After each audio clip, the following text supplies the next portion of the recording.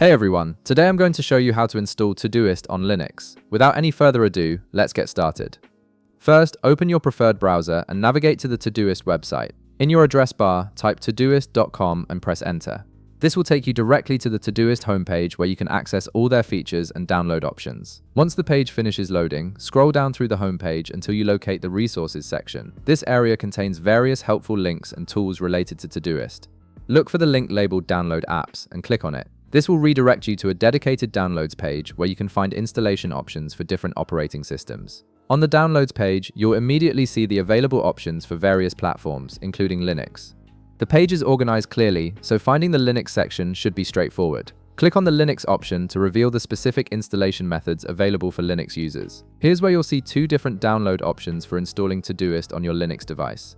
The first option is through the Snap Store, which is a package management system that works across many Linux distributions. The second option uses an app image, which is a portable format that doesn't require installation and can run on most Linux systems without modification.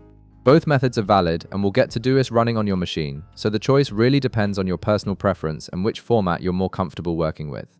Simply select your preferred download method from these two options, and the download will begin. Once the file is downloaded, you can proceed with the installation using either the Snap Package Manager or by running the app image file directly. And there you have it. You've successfully learned how to install Todoist on your Linux system using either the Snap Store or app image method. If this video helped you out, be sure to leave a like, subscribe, and I'll see you in the next one.